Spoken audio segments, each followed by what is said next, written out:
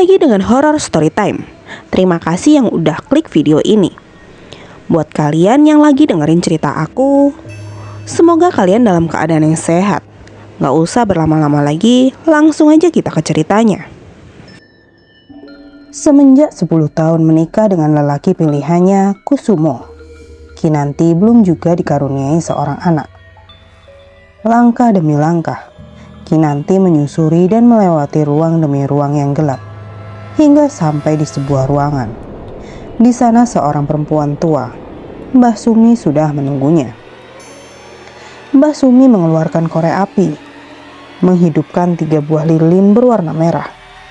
Ia kemudian berjalan ke arah satu cawan dan sebuah tungku.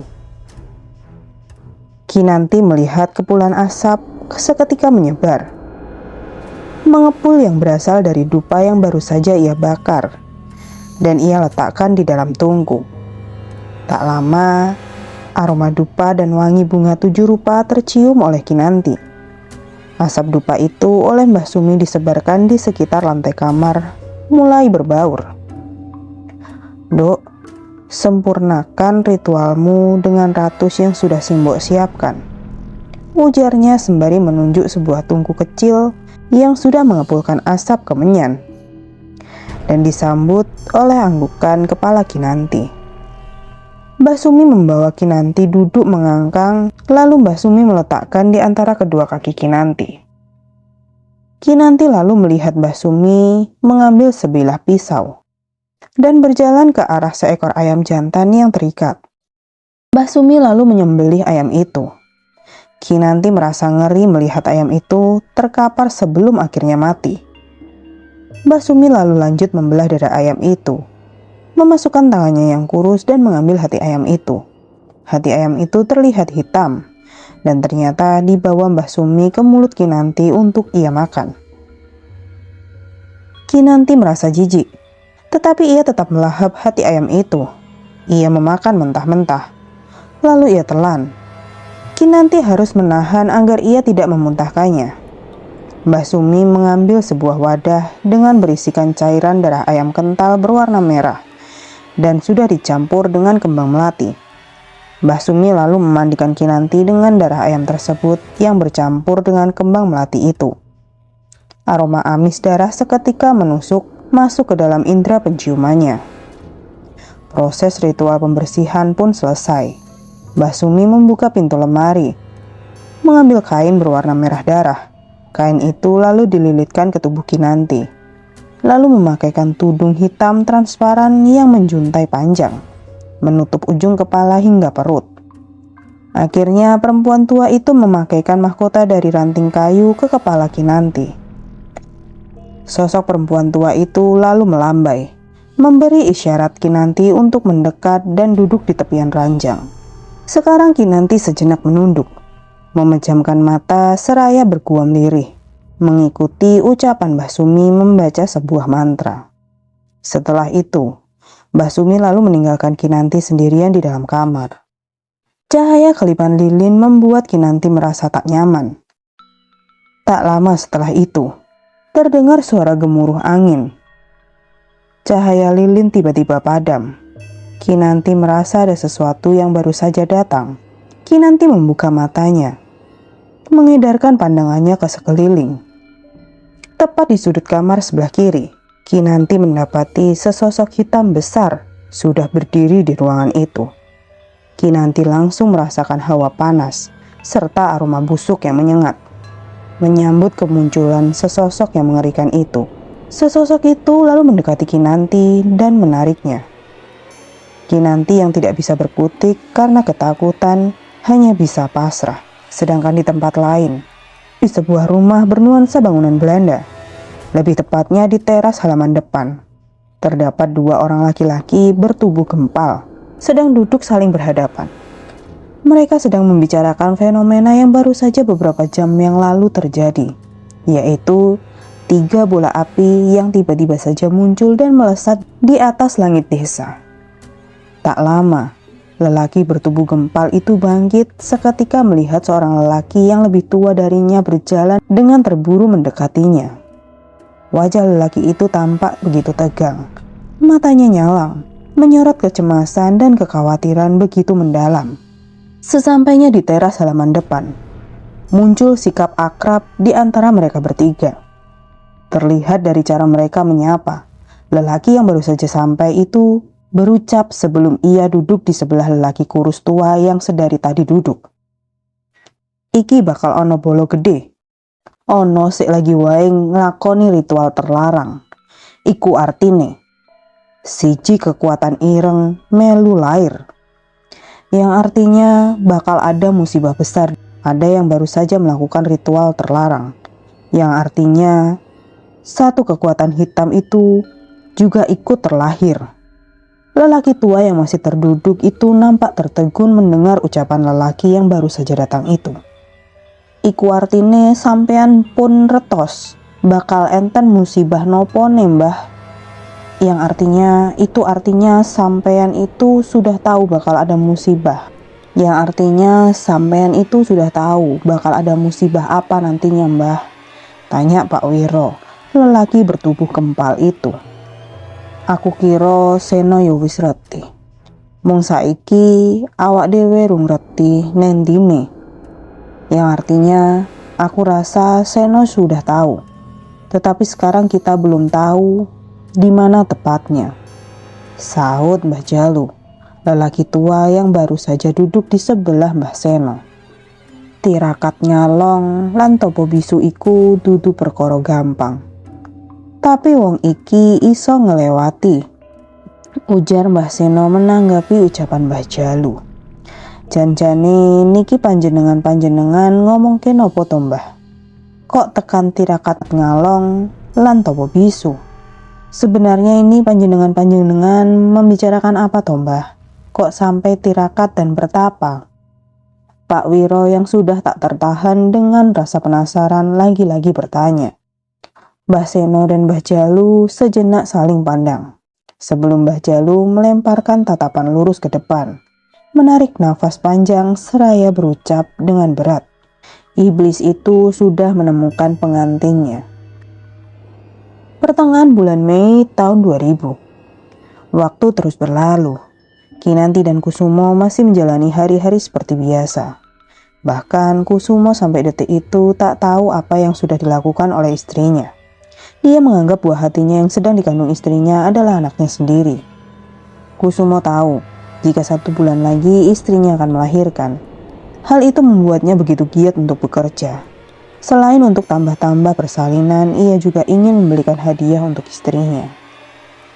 Malam itu di sebuah kamar, terdengar suara teriakan dari seorang wanita. Lengkingannya yang parau dan menyayat hati itu pun tak mampu membuat warga sekitar terbangun.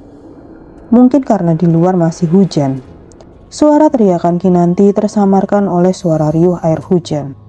Sedangkan rumah yang dikelilingi kebun pisang tanpa berdiri kokoh, walaupun hanya berdinding plester semen yang masih belum sempurna. Tapi di dalamnya terdapat seorang wanita yang sedang berteriak kesakitan, berjuang antara hidup dan mati. Dia sendirian, memegang perutnya yang terasa seperti dicabik-cabik ganas dari dalam. "Aduh, sakit, tolong, tolong!" teriaknya sembari sesekali mengejan menahan nafas. Keringatnya mulai mengucur, membasahi wajah dan seluruh tubuhnya. Kinanti kembali berteriak saat perut bagian bawahnya terasa dicengkeram kuat, seolah bayi yang ada di dalam perutnya seperti binatang buas yang sudah sangat kelaparan. Kinanti tahu bahwa jabang bayi hasil pernikahannya dengan iblis itu sedang berusaha untuk segera keluar. Sementara di sebuah pabrik yang jaraknya sekitar 1 jam perjalanan, Kusumo masih sibuk dengan pekerjaannya sebagai buruh. Malam itu Kusumo memilih untuk lembur. "Ayo tole, opo nduk, ge endang metu, ibu wes gak kuat," guam Kinanti, berharap dengan begitu si jabang bayi paham dan segera keluar dari rahimnya. Benar saja, setelah kalimat itu terucap, otot bagian bawah perut yang kaku itu semakin lama semakin mengencang kuat, seakan bayi itu mendengar ucapan ibunya. Tak lama setelah itu, tampak senyum tersungging menghiasi ujung bibirnya. Kinanti pun melakukan usahanya yang terakhir untuk segera menarik bayi itu untuk segera menarik jabang bayi itu agar keluar sepenuhnya. Tak butuh waktu lama, jabang bayi yang masih kemerah-merahan itu akhirnya terlahir ke dunia dengan kondisi normal dan sewajarnya. Namun ada sedikit keanehan. Tepat di bagian jidat sang bayi, terdapat sebuah tanda yang mana jika diperhatikan baik-baik, tanda itu membentuk sebuah mata berukuran kecil. Kinanti mengambil jeda untuk beristirahat. Sejenak ia menatap sang jabang bayi. Dilihatnya mulai dari ujung kepala hingga ujung kaki. Tak ada kecacatan suatu apapun. Hingga pandangannya terhenti pada tali pusar yang masih melingkar di perut sang bayi. Setengah jam kemudian, Kinanti memaksa tubuhnya untuk bergerak.